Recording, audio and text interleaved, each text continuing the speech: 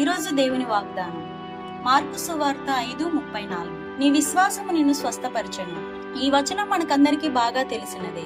ఈ సందర్భం ఏంటంటే 12 ఏళ్ల రక్తస్రావం కలిగిన స్త్రీ దేవుని వస్త్రాన్ని ముట్టుకోగానే స్వస్థత వచ్చిన తర్వాత ఆయన ఆమెతో చెప్పిన మాట ఇది. ఇక్కడ మనం గమనించాల్సింది ఏంటంటే తను ఒక రోగంతో 12 సంవత్సరాలుగా బాధపడుతుంది.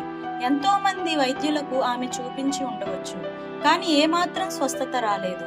ఆమె ఉన్న వీధిలోకి యేసుప్రభు వారు వస్తున్న సంగతి తెలుసుకొని ఆమె మనసులో అనుకుంది, నేను ఆయన దగ్గరికి వెళ్తాను. ఆయన నా మీద చెయ్యి పెట్టక్కర్లేదు, నాకు ప్రార్థన చెయ్యక్కర్లేదు, కానీ దూరం నుండి నేను ఆయన వస్త్రపు చెంగుని తాకినా చాలు, నాకు స్వస్థత వస్తుందని విశ్వాసముతో ఆమె నమ్మింది. కాబట్టి ఆమె అనుకున్న పని చేసింది.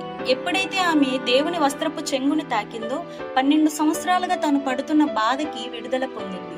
ఈ రోజు ఇక్కడ మనకి పాఠం ఏంటంటే కొన్ని సంవత్సరాలుగా సమస్యలతో ఇబ్బందులతో నలిగిపోతున్నాం. ఇక్కడ ఆమెలో మనం నేర్చుకోవాల్సింది ఏంటంటే ఆమెలో ఉన్న విశ్వాసం.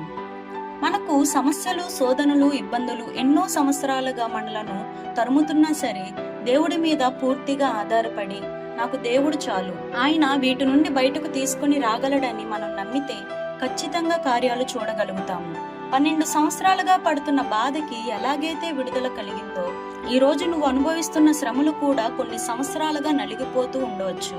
కానీ నువ్వు ఎప్పుడైతే దేవుని మీద పూర్తి విశ్వాసముతో ఉండగలుగుతావో అప్పుడు మాత్రమే దేవుని కార్యాలు చూడగలుగుతావు. నీకు విశ్వాసం ఉంటే దేవుడు వాటి నుండి విడుదల కలిగిస్తాడు. పూర్తి విశ్వాసం ఉంచు, కార్యం చూస్తావు. ఆమేన్.